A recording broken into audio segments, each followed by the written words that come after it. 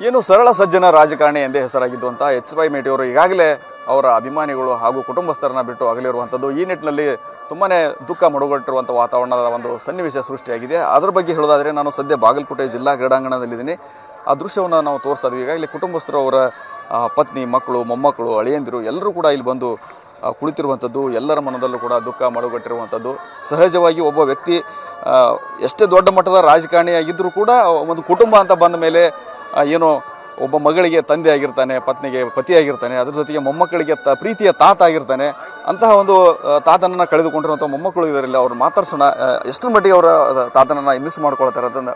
ಅಮ್ಮ, ಈಗ ನಿಮ್ಮ ತಾತನವ್ರು ಎಷ್ಟೇ ದೊಡ್ಡ ರಾಜಕಾರಣಿ, ಇಲ್ಲಿ ಮಾಜಿ ಸಚಿವರಾಗಿರಲಿ, ಇಷ್ಟೆಲ್ಲ ಕೆಲಸ ಮಾಡಿದ್ರು ಕೂಡ ನಿಮಗೆ ಪ್ರೀತಿಯ ತಾತ ಅವರು, ಎಷ್ಟು ಮಿಸ್ ಮಾಡ್ಕೊಳತ್ತೀರಿ ನಿಮ್ಮ ತಾತವ್ರು ಇಂಥ ಸಂದರ್ಭ?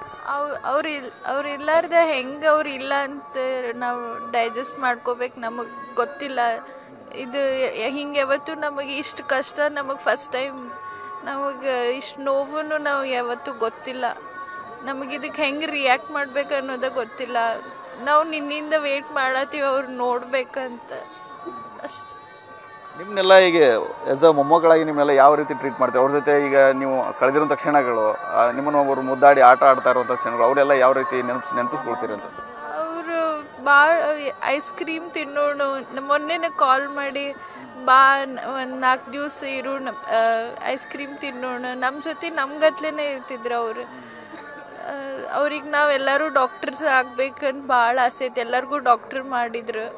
ನಾವು ಇವತ್ತೇನೇ ಇದ್ರು ಅದು ಅವರಿಂದನೇ. ಅವ್ರು ಎಷ್ಟೇ ಎತ್ತರಕ್ಕೆ ಬೆಳೆದ್ರು ಕೂಡ ನಿಮ್ಮ ಜೊತೆ ಮೊಮ್ಮಕ್ಕಳಂದ್ಬಿಟ್ಲೆ ಅವ್ರು ಏನು ತಾತ ಮಗುವಾಗಿನ ಆಟ ಆಡ್ತಿರ್ತಾರೆ. ಅವರು ಯಾವ ರೀತಿ ನಿಮ್ಮ ಜೊತೆ ಆಟ ಆಡುವಂಥದ್ದು ಇಂಥದ್ದೆಲ್ಲ ಹೆಂಗಿತ್ತು ಅಂದ್ರೆ ಒಡನಾಟ ಅಂತ? ಹೌದು, ನಮಗೆ ಅವ್ರು ಅಷ್ಟು ದೊಡ್ಡ ಮಿನಿಸ್ಟರ್ MLA ಅಂತ ಅವ್ರು ಯಾವತ್ತೂ ನಮಗೆ ಹಂಗಿದ್ದನ್ನ ಕೊಟ್ಟಿಲ್ಲ. ಯಾವತ್ತೂ ಪ್ರೀತಿಯಿಂದನೇ ಮಾತಾಡಿಸ್ತಿದ್ರು. ಅವ್ರ ಜೊತೆನ ಕುಂತು ಊಟ ಮಾಡೋದು, ಕಾಡ್ಸೋದು, ಎಲ್ಲರೂ ಖುಷಿಯಿಂದ ಇರ್ತಿದ್ವಿ. ಕೊನೆಯದಾಗಿ ಯಾವಾಗ ಮಾತಾಡಿದ್ರಿ ನಿಮ್ಮ ತಾತನ ಜೊತೆ? ಮೊನ್ನೆನೇ ಕಾಲ್ ಮಾಡಿ, ನಾ ಅಪೋಲೋ ಹಾಸ್ಪಿಟಲ್ನಾಗ ಅದೀನಿ, ಇಲ್ಲಿ ಯಾರನ್ನೂ ಒಳಗೆ ಬಿಡಂಗಿಲ್ಲ, ಒಬ್ಬರೇ ಇರ್ಬೇಕು, ನಾ ಮನೆಗೆ ಬಂದ್ಮ್ಯಾಗ ನೀ ಬಾ, ಐಸ್ ಕ್ರೀಮ್ ತಿನ್ನೋಣ, ಚಾಕ್ಲೇಟ್ ತಿನ್ನೋಣ ಅಂತ ಹೇಳಿದ್ರು. ಹ್ಞೂ ಅಜ್ಜ ಬರ್ತೀನಿ ಅಂತ. ಜೊತೆ ಇನ್ನೊಬ್ಬರು ಮೊಮ್ಮಗಳಿದ್ರು, ಅವ್ರನ್ನ ಮಾತಾಡ್ಸೋಣ. ಅಮ್ಮ, ಹೇಳ್ರಿ, ನಿಮ್ಮ ತಾತನ ಜೊತೆ ನಿಮ್ಮ ಕ್ಷಣಗಳನ್ನ ನೆನಪು ಮಾಡ್ಕೊಳ್ಳೋದಾದ್ರೆ ಏನು ಅಂತ?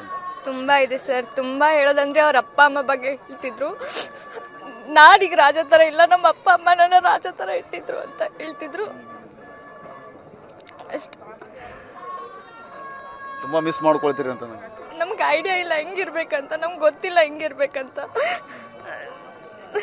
ನಮಗೆ ಹೆಂಗೆ ಮುಂದೆ ಇರ್ಬೇಕಂತನೂ ಗೊತ್ತಿಲ್ಲ. ನಿಮ್ಮ ಜೊತೆ ಎಲ್ಲ ಯಾವ ರೀತಿ ಇರ್ತಿದ್ರಲ್ಲ ಅವರು? ಸರ್, ಯಾರಿಗೂ ಭೇದ ಭಾವ ಮಾಡ್ತಿರ್ಲಿಲ್ಲ. ಅವ್ರು ಎಲ್ಲರ ಜೊತೆ ಒಂದೇ ಥರ ಇರ್ತಿದ್ರು. ಹಬ್ಬ ಬಂದರೆ ಖುಷಿ ಆಗ್ತಿದ್ರು, ಎಲ್ಲರಿಗೂ ಬಂದು ಬಾ ಬಾ ಅಂತ ಅಂತಿದ್ರು. ಎಲ್ಲಿ ಹೋಗ್ಬೇಡಿ, ನನ್ನ ಹತ್ರನೇ ಇರಿ ಅಂತಿದ್ರು. ನೀವು ಕೊನೆಯದಾಗಿ ಅವ್ರ ಜೊತೆ ಮಾತಾಡುವಂಥದ್ದು? ವಿಡಿಯೋ ಕಾಲಲ್ಲೇ ಮಾತಾಡಿದ್ದು ಸರ್. ಗಾಡಿ ಕೊಟ್ಟು ಕಳಿಸ್ತೀನಿ, ಬಾ ಬೆಂಗಳೂರಿಗೆ, ಇಲ್ಲ ಹಾಸ್ಪಿಟಲಲ್ಲಿದ್ದೀನಿ, ಮನೆಗೆ ಹೋಗೋಣ ಎಲ್ಲರೂ ಸೇರಿಸಿ ಅಂತಿದ್ದು ಅಷ್ಟೇ ಲಾಸ್ಟ್. ಇದಿಷ್ಟು